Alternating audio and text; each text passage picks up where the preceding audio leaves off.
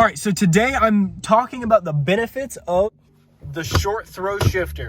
Now, of course, I'm a little bit biased because I already have it. This is the IRP V3 shifter. You spend the money, you get what you pay for. It's a 60% reduction of the shift time, which is extremely beneficial in my opinion whenever you're trying to get to a gear faster, merging onto highway speeds, or any other types of activities. In my case, hopefully drifting.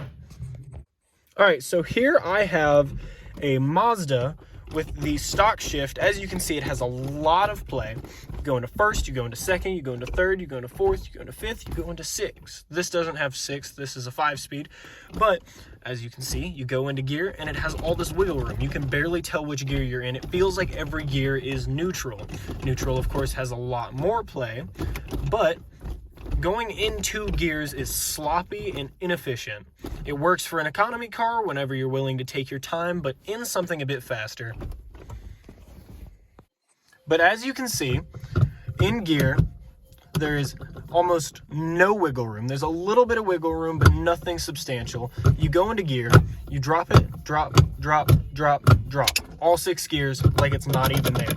Now, a lot of people argue that this really doesn't do anything, and no, it does not make your car faster, but it makes the drivability a lot easier, especially in the IRP V3 shifter's case, because while you're in gear, you shift to gears, and then you go right to the steering wheel. It is right there within inches away. Now, a lot of people, when we were doing this, were asking questions in person about, am I going to hit the hydraulic e-brake? No, because you go straight to the steering wheel 100% of the time. You go into gear, you go straight to the steering wheel. It is that easy. Now, the IRP V3 shifter, and this is not sponsored, is a fantastic shifter. You have to take the whole shifting unit out. It costs about $500-600, depending on who you get it from. And the whole install took me by myself about 3 hours. I highly recommend having another person there, especially in your FRS, BRZ, or 8.6.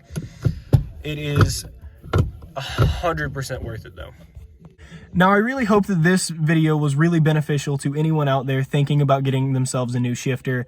I personally really recommend it. Now, there's a lot of other options. You can go regular short throw shifter knobs and all of that, and I looked into that, and it's expensive. I was looking at spending with on-brand parts about the same amount that I would spend on the IRP V3 shifter.